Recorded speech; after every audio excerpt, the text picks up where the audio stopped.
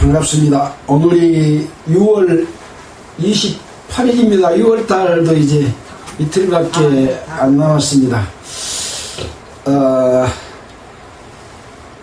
지금 미국과 이란이 휴전이 될 듯 하다가 이란이 그 페르시아만 그 오만 쪽으로 가는 그 배를 또 드론으로 공격을 했습니다.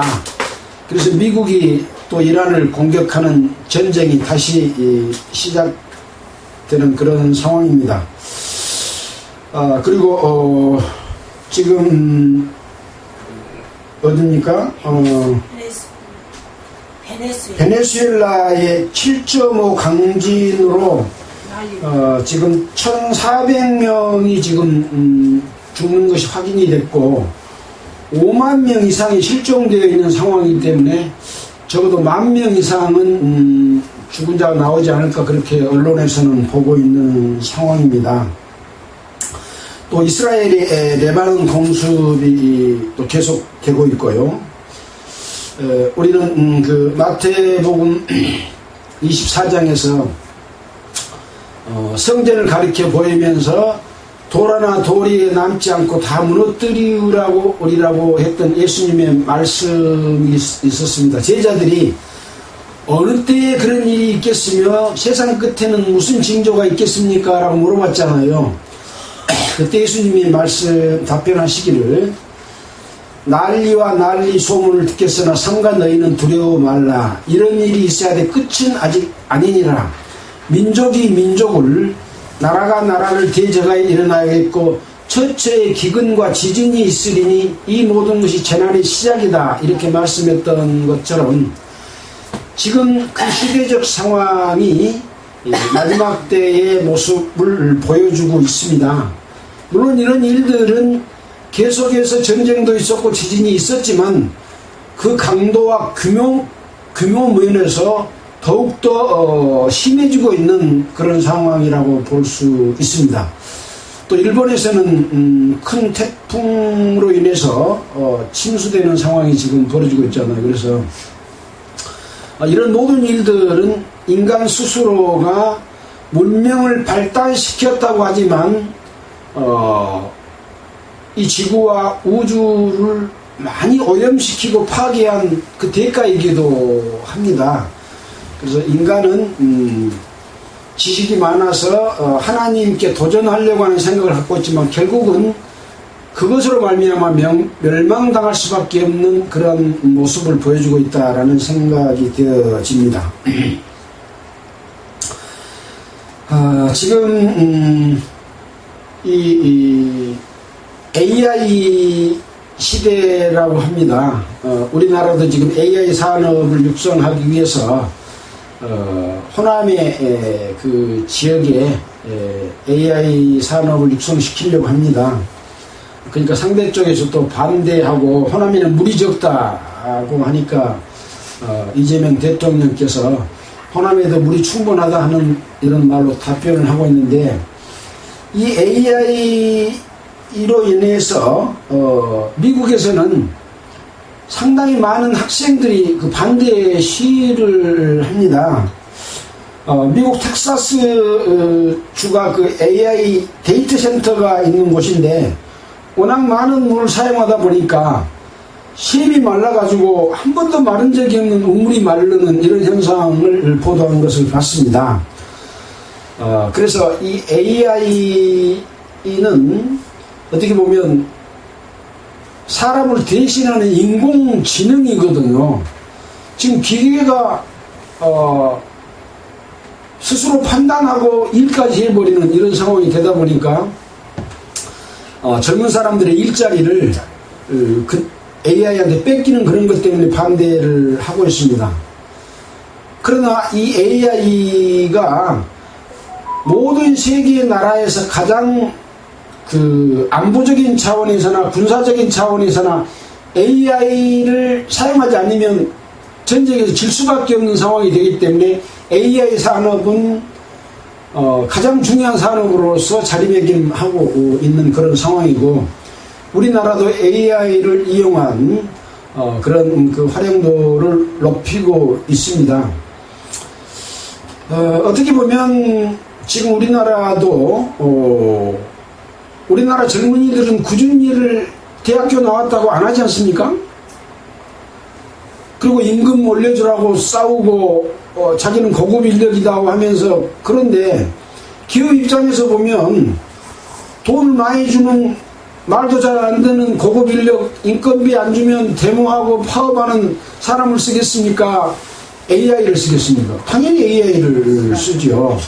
그래서 젊은이들이 스스로 자처하는 면도 있고, 그것은 어떻게 바꿀 수 없는 현실이다는 점에서 우리 젊은 사람들도 반성하고, 공부 못하면 굳은 일도 하고 농사도 짓고 이런 일을 해야 된다는 것이 바른 생각이지 않는가. 능력도 없으면서 돈을 많이 받고 싶고 일은 안 하려고 하고 꾸준히 안 하려고, 그러면 잘못된 거 아닙니까? 물론 이제 여러 가지 판단이 있긴 있습니다만, 어찌됐든 AI가 활용도가 높아져서 많은 인력을 대체하고 있다, 또 그런 상황이고, 어쩔 수 없이 AI 산업은 가장 중요한 국가 산업으로 자기매김한다라는 생각을 갖게 됩니다. 그동안에 우리는 이제 욥기 26장까지 했습니다. 오늘은 27장, 28장을 할 계획입니다. 지난주에 했던 빌닷의 세 번째 말에 대한 욥의 답변을 살펴봤습니다. 그 중에서도 욥기 26장의 내용은 욥이 창조주 하나님의 그 능력을 가장 잘 드러내는 말씀으로 유명한 그런 내용이라는 말씀을 드렸습니다. 그러니까 욥은 BC 2000년경의 사람이거든요. 지금으로 말한다면 4026년 전의 사람이죠.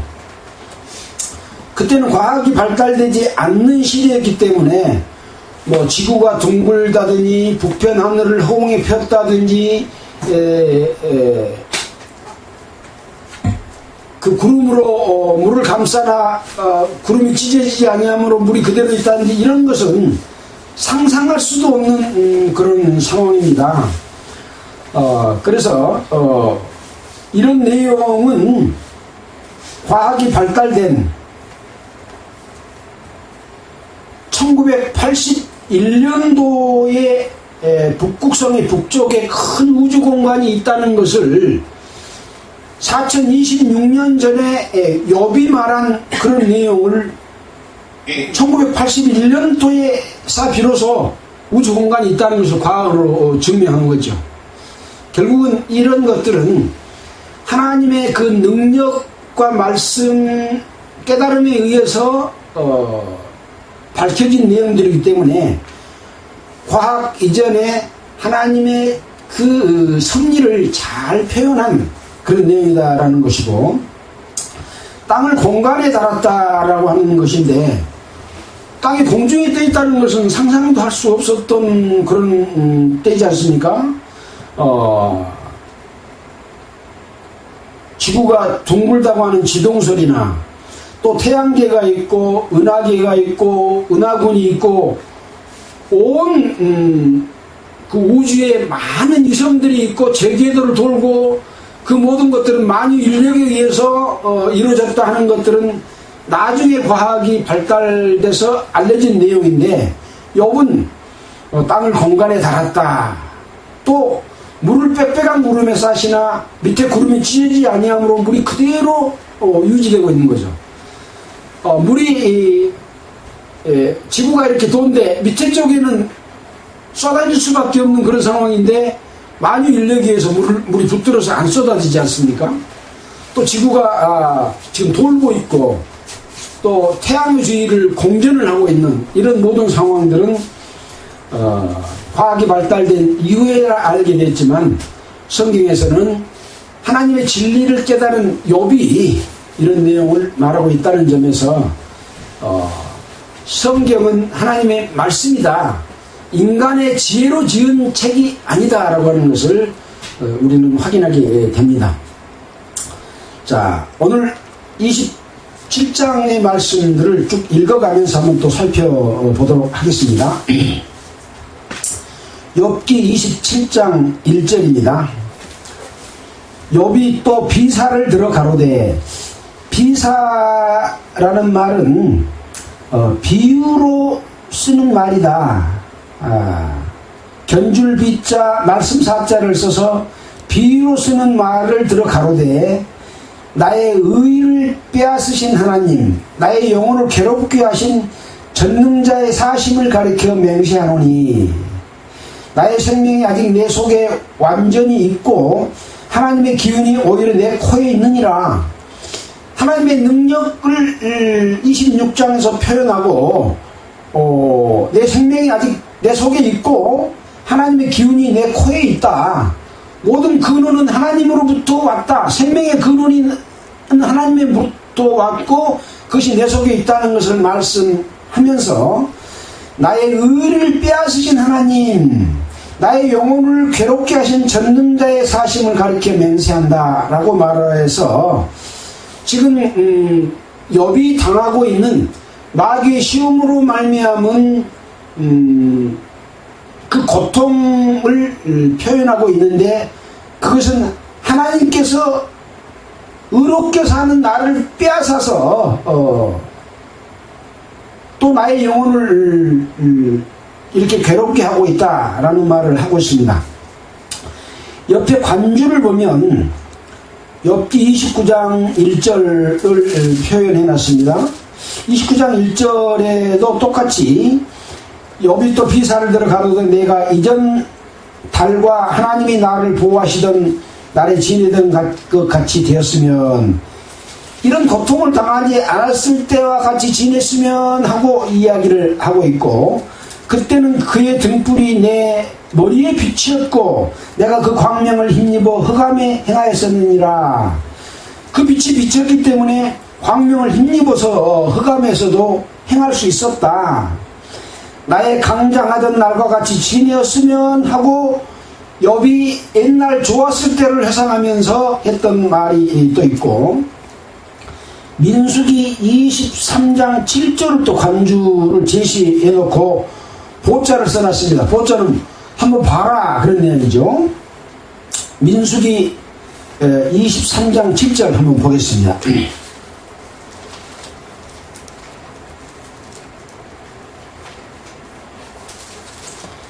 23장 7절입니다.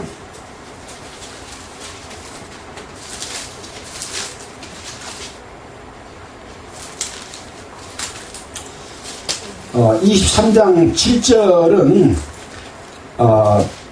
발람이 발락 왕의 말을 듣고 이 발람 선지자가 지금 발락과의 대화에서 있는 그런 내용 중에 일부입니다.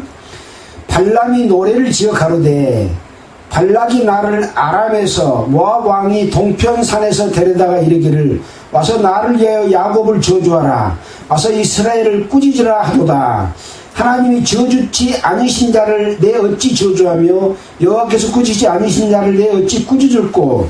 내가 바위 위에서 그들을 보며 작은 산에서 그들을 바라보니 이 백성은 홀로 처할 것이라. 그를 열방 중에 하나로 여기지 않으리로다. 야곱의 티끌을 네 능히 계산하며 이스라엘 4분의 1을 네 능히 계수할고, 나는 의인의 죽음같이 죽기를 원하며 나의 종말이 그와 같기를 바라도다.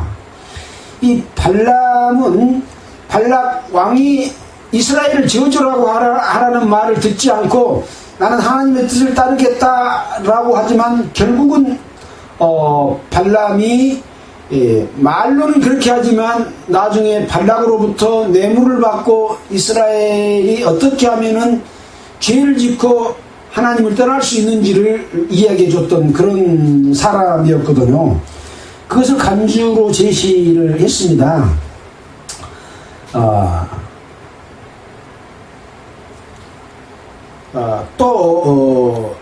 롯기 1장 20절을 한번 볼까요? 롯기 1장 20절 402페이지입니다. 402페이지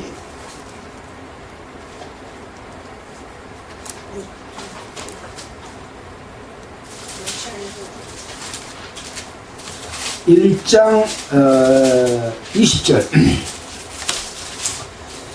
나오미가 그들에게 이르되 나를 나오미라 칭하지 말고 말하라 칭하라. 이는 전능자가 나를 심히 괴롭게 하셨음이니라. 내가 풍족하게 나갔더니 여호와께서 나로 비어 돌아오게 하셨느니라. 여호와께서 나를 징벌하셨고 전능자가 나를 괴롭게 하셨거늘 너희가 어찌 나를 나오미라 칭하느뇨 하니라. 이 나오미는 앞에 보면 자기의 유다 베들레헴에 엘리멜렉이라고 하는 사람이 있고 그 아내의 이름이 나오미인데 이 나오미에게는 두 아들이 있고 또 두 며느리가 있었습니다.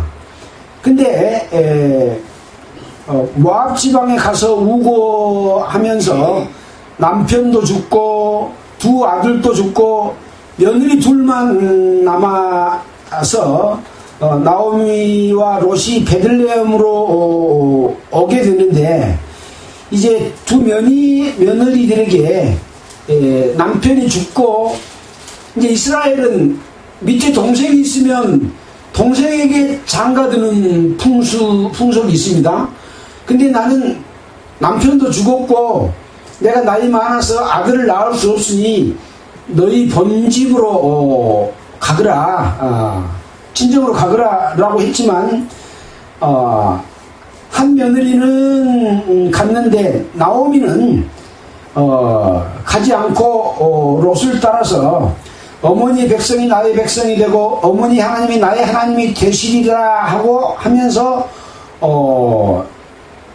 롯은 나오미를 따라서 옵니다. 근데 나오미가 이제 베들레헴에 왔을 때 나오미가 왔구나 하고 이제 나오미를 반기니까 나를 나오미라고 하지 말고 말하라고 해라. 이는 전능자가 나를 심히 괴롭게 했다. 지금 남편도 있고 두 아들도 있고 며느리도 보내고 한 며느리만 지금 나하고 함께하고 있는데 이 모든 것들은 하나님이 나를 괴롭게 하는 것이다 라고 하는 내용을 기록해 놨습니다. 근데 룻기서의 그 핵심 내용은 뭔가요? 남편이 죽었지만 나오미는 며느리 롯을 통해서 기업이 이어져 가는 것을 보여주는 그런 내용이거든요.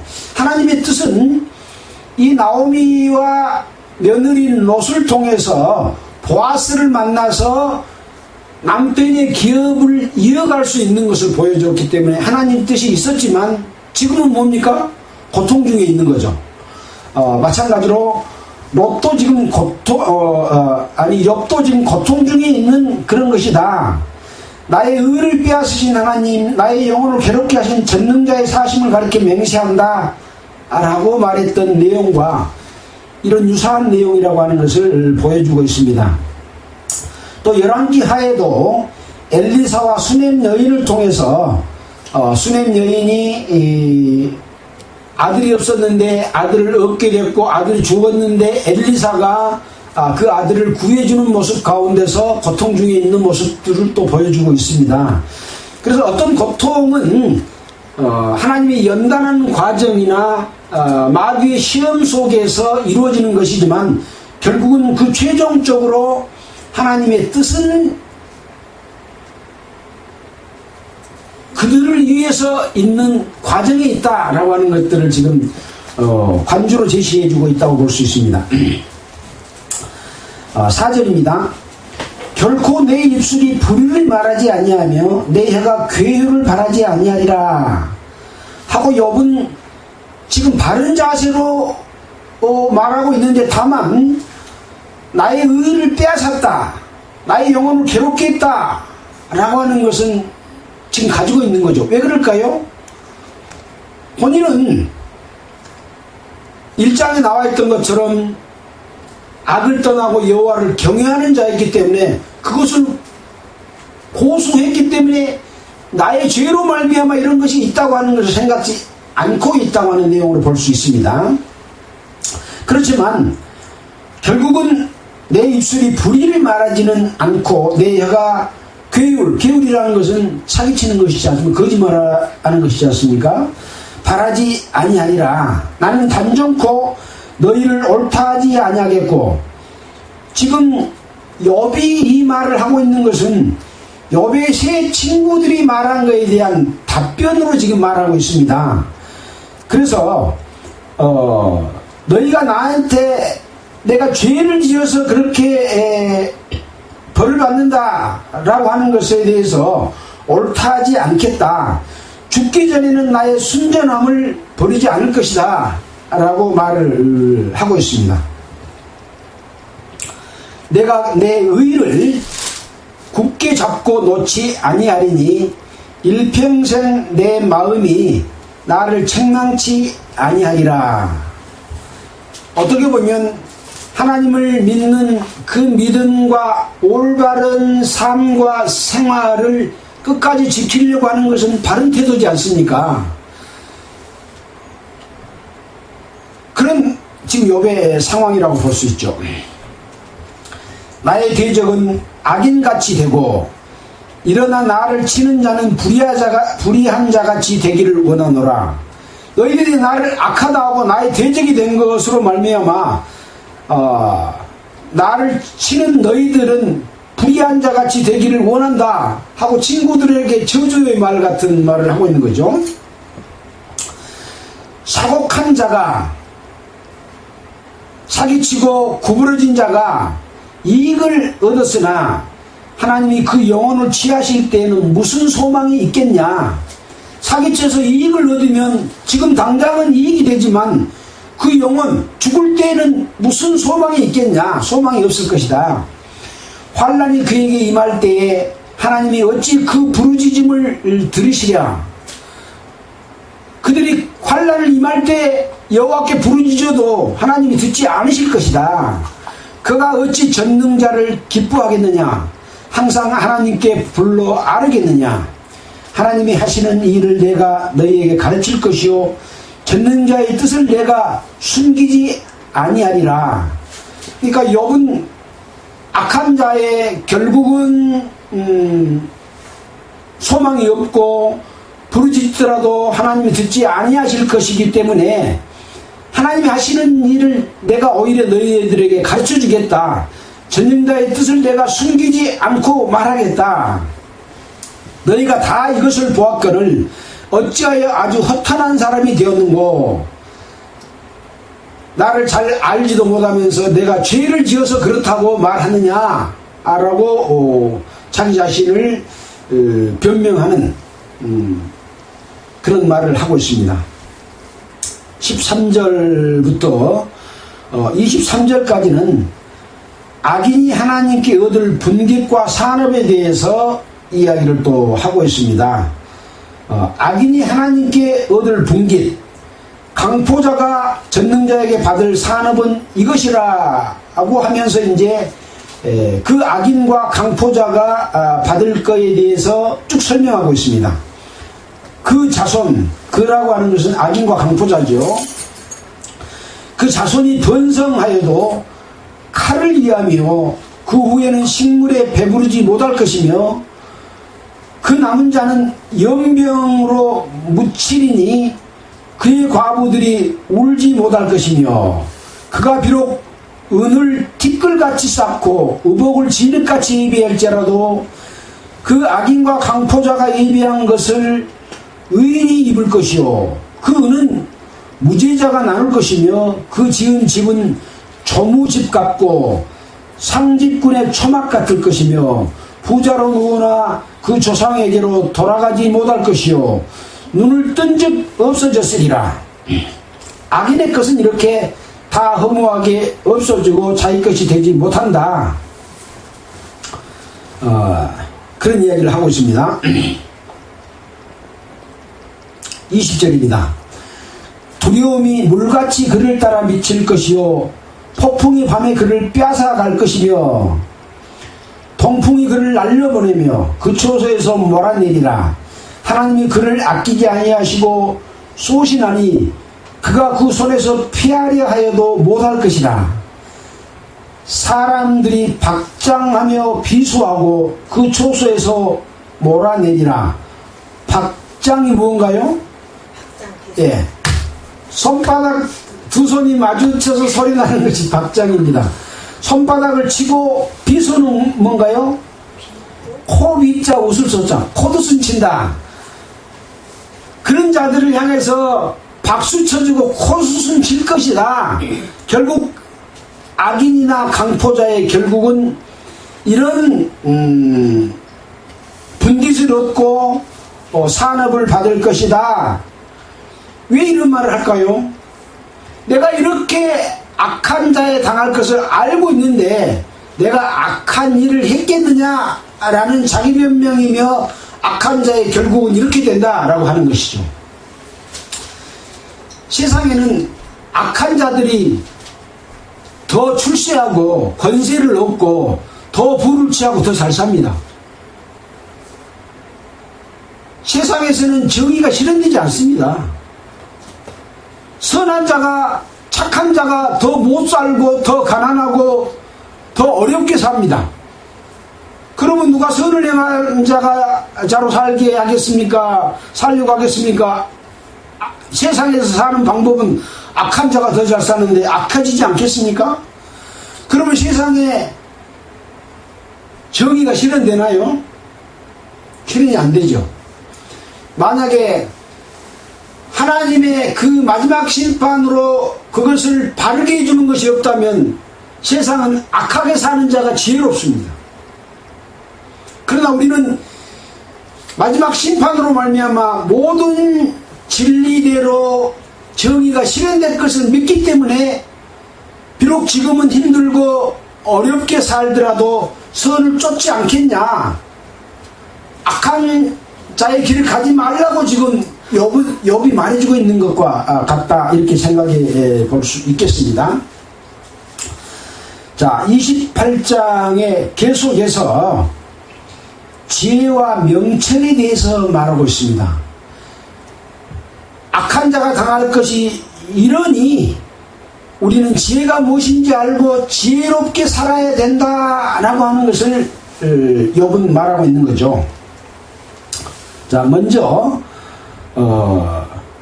세상의 부귀와 영화가 어떤 것이냐, 세상에 귀한 것이 무엇이냐를 먼저 말하고 나중에 지혜가 어떤 것이다 이렇게 결론을 내가고 있습니다. 자, 보겠습니다. 은은 나는 광이 있고 연단하는 금은 나는 곳이 있으며. 은은 어쩐다고요? 광이 뭔가요? 광산이요, 광산. 은은 광산에서 나고 연단하는 금은 나는 곳이 있으며, 물론 금도 금맥에서 캐서 또 연단해가지고 금을 순금으로 뽑아내는 그런 곳이 있다. 철은 흙에서 취하고 통은 돌에서 녹여 얻느니라 라고 이렇게 욥은 말하고 있습니까? 이때 이런 재련 기술이 있었을까 모르겠어요. 아무튼 은과 금과 철과 통은 세상 사람들에게 귀한 것이잖아요. 그래서 그 귀한 것을 먼저 말해주고 있습니다. 사람이 흑암을 파하고 끝까지 궁구하여 음해와 유황 중에 광석을 구하되. 음해가 뭔가요? 음해. 음은 그늘을 말합니다. 그늘 음자입니다. 애는 가릴 애자. 많은 구름이 하늘을 덮은다라고 하는 것이 이 의미입니다. 유함은 뭔가요? 극하고 어둠침침합니다. 그러니까 구름이 하늘을 덮고 어둠침침한 중에 광석을 구하되, 광석을 구하려면 땅굴을 파고 들어가갖고 캄캄한 데서 불을 켜서 캐내지 않습니까? 그때 전기가 있었나요? 없었겠죠. 어찌됐든 불을 켜서 어둠침침한 곳에서 광석을 캐내가지고 거기서 금을 뽑아내고 은을 뽑아내고 철을 뽑아내고 이렇게 한다 라고 지금 말하고 있습니다. 사람 사는 곳에서 멀리 떠나 구멍을 깊이 뚫고 발이 땅에 닿지 않게 달려 내리니 저 밑으로 구멍을 파고 들어가서 광석을 캐낸다. 멀리 사람과 격절되고 흔들흔들 하느니라. 그래서 금과 은과 광석을 캐다가 광산이 무너져 가지고 속에 깔려 죽은 자들도 있지 않습니까? 흔들흔들한다. 지면은 식물을 내나 땅 위에서는 식물이 자라고 있지만 땅 속에는 불로 뒤집는 것 같고, 땅속 깊은 곳에 들어가면 뭐가 있나요? 불이 있죠. 마그마가 저 밑에서 불이 수천 대가 되는 불이 땅속에 있습니다. 거기까지 파고 들어가면 불이 마그마가 올라와서 지진이 일어나는 상황이 되겠죠. 그래서 지진이라고 하는 것은 땅속에 있는 마그마가 위로 올라와서 땅을 뚫고 와서 갈라져서 폭발하는 것이 이 지진입니다. 그래서 판과 판 사이에 지진이 많이 일어나지 않습니까? 이번에 지금 베네수엘라에서 일어난 지진도 판과 판 사이에서 지진이 일어났습니다. 땅이 고정되어 있나요? 움직이나요? 땅이 움직입니다. 각 판들이 이렇게 움직이면서 일정 간격 벌어지기도 하는 그런 상황이 있습니다. 또 성경에서도 땅이 움직이니 그 틈을 기우소서라고 하는 벨렉 때 땅이 나뉘었다는 내용도 성경에 기록되어 있지 않습니까?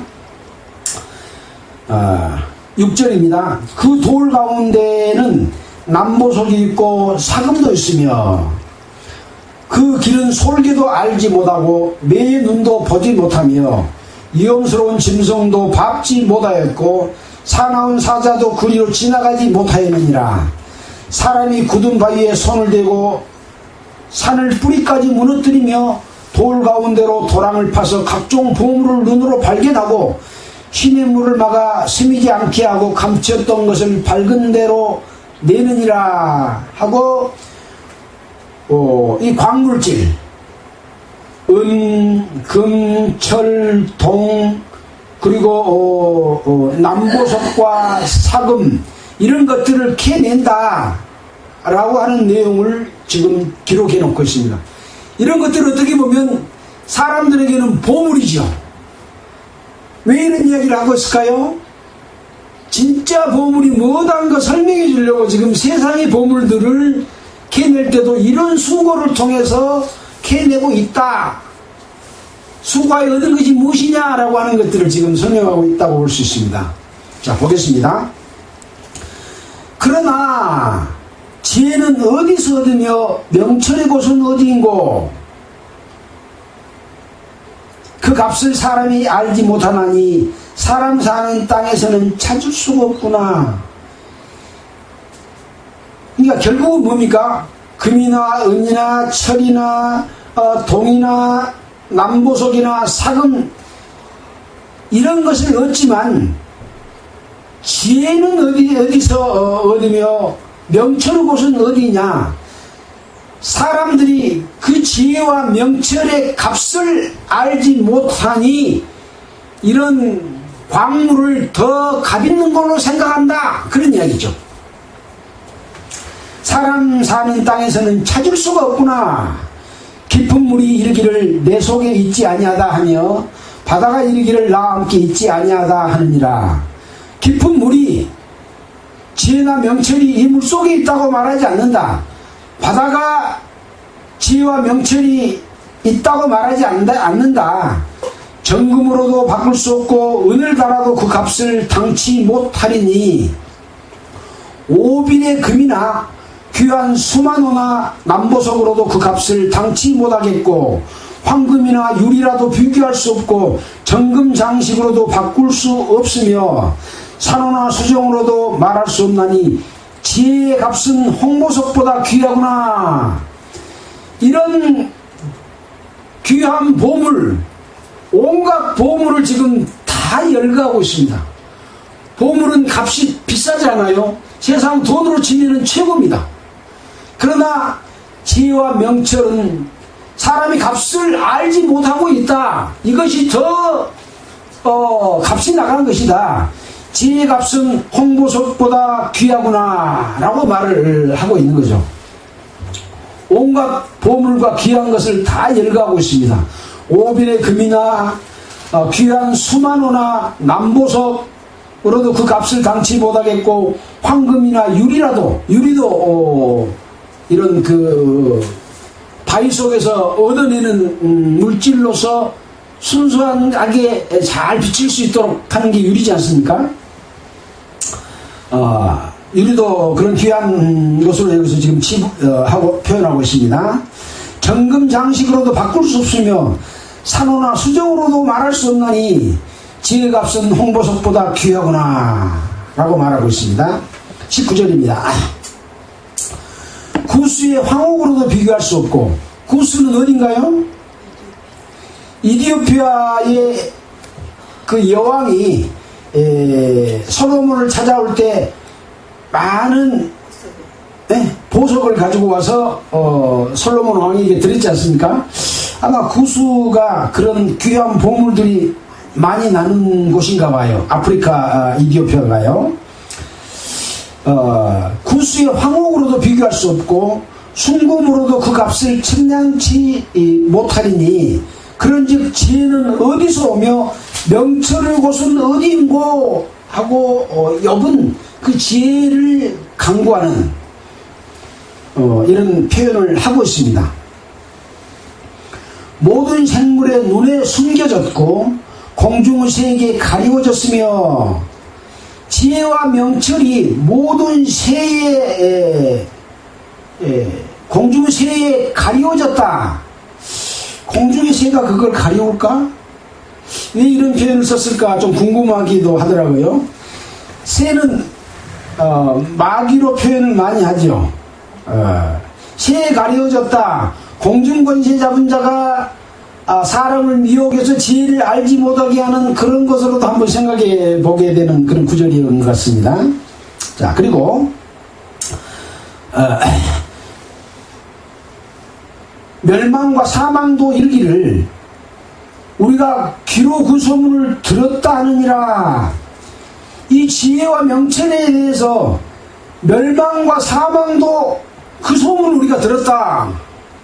그러니까 명철과 지혜에 대해서 숨기어졌지만 다 소문은 들어서 알고 있다. 그런 이야기죠. 지혜가 뭔지 이제 뒤에 답이 나옵니다. 지혜가 뭔가 계속해서 보도록 하겠습니다.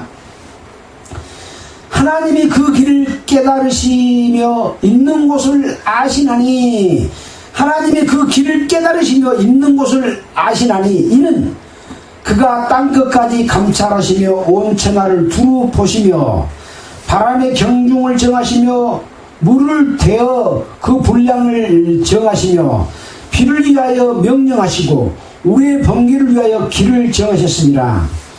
우주 만물을 창조하시고 그 질서를 이끌어 가시기 때문에 땅끝까지 감찰하시며 온 천하에 대해서 다 알고 경영하시는 분이기 때문에 하나님이 그 길을 깨달으며 있는 곳을 아시는 분이다 라고 욥은 지금 말하고 있습니다. 27절입니다. 그때의 지혜를 보시고 선포하시며 굳게 세우시며 궁구하셨고 또 사람에게 이르시기를 뭐가 지혜냐 뭐가 명철이냐 라고 지금 말하고 있습니다. 뭔가 봅시다. 28절입니다. 또 사람에게 이르시기를 주를 경외하는 것이 곧 지혜요 악을 떠남이 명철이라 하셨느니라. 결국 금과 은과 동과 철과 또 남보석과 사금과 각종 보석, 그러니까 정금 또 황금과 유리, 홍보석과 황옥, 이 모든 것과도 비교할 수 없는 그 지혜와 명철이 결국 여호와께서 알려주시는 것인데, 사람에게 말씀하기를 주를 경외함이 곧 지혜다, 악을 떠나는 것이 명철이다라고 여호와께서 알려주셨다라고 하는 것을 말씀해 주고 있습니다. 사람들은 가치를 따질 때 돈으로 가치를 매깁니다. 금은 비싸고 은은 조금 더 싸지요. 또 수정 또는 호마노, 황금, 유황 모든 것들을 돈의 값으로 매깁니다. 그러나 그거보다 더 귀한 것이 뭐라고요? 여호와를 경외하는 것이다. 이것은 잠깐 보관하고 있을지라도 네가 죽어버리면 그것이 너에게 무슨 유익이 되냐? 아무 소용없는 것이다. 그러나 여호와를 경외하는 지혜는 영원한 영광을 주는 것이기 때문에 이것이 바로 진주보다 보물보다 귀한 것이다. 여호와를 경외하는 것이 지혜다. 지혜를 구해야 될까요? 보물을 구해야 될까요? 예. 권세를 구해야 될까요? 지혜를 구해야 될까요? 여호와를 경외하는 것이 권세보다 더 귀한 것이다 라고 하는 것을 알려주고 있습니다. 또 악을 떠남이 명철이다 라고 말하고 있습니다. 어쩐다고요? 세상 사는 방법은 악한 자가 훨씬 더 권세도 없고 권력도 없고 부를 많이 부정한 방법으로 취하지 않습니까? 선거를 할 때도 1인 1투표라고 해놓고 1인 2투표는 기본이고 1인 7투표, 1인 14표까지 찍어가지고 이것이 1인 1표제다 하고 선거를 치르지 않습니까? 그래갖고 부정한 방법으로 권력을 얻죠. 권력을 얻어서 뭐하나요? 자기 측근들한테 사업 주고 해가지고 뒷돈 챙겨서 그것 가지고 또 한 번 더 해먹고, 이런 못된 짓을 하는 것보다 여호와를 경외하는 것이 지혜다라고 하는 거죠. 또 악을 떠나는 것이 명철이다라고 말하고 있습니다. 악한 자들에 관한 심판은 마지막 때만 있는 것은 아닙니다. 지금 각 세계에서 일어나는 전쟁이나 또는 지진이나 태풍이나 폭풍이나 이런 모든 것들도 악한 지역에 더 많이 일어납니다. 노아 홍수를 통해서 그것을 보여줬고 소돔과 고모라를 통해서도 보여줬습니다. 그리고 지금도 악한 곳에서 많은 전쟁으로 인해서 피해하고 또 벌을 받고 죽기도 하고 그런 재앙들이 더 많이 일어난 것은 이 세상 가운데서도 하나님의 진리가 나타나는 것을 보여줌으로 말미암아 사람들이 선을 추구하도록, 지혜를 추구하도록, 또 명철을 추구하도록 하기 위한 것도 보여주고 계신다. 그러나 완전한 의의는 이 땅에서 이루어지지 않는다.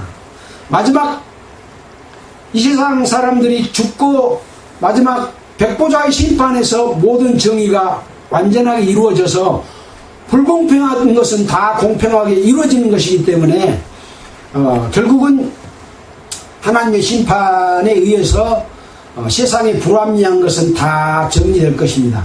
내가 지금 벌받지 않는다고 기뻐할 일이 못 된다, 그런 이야기죠.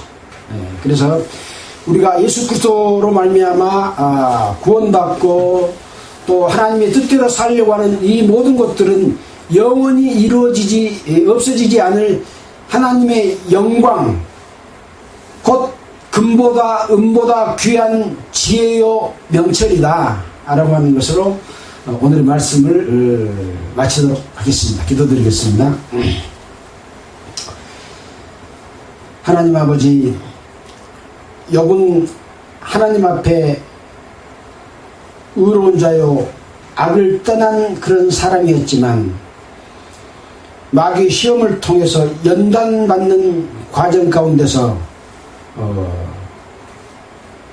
하나님의 역사심과 하나님의 주권과 창조하신 그런 신비들을 많이 드러내놓고 있습니다.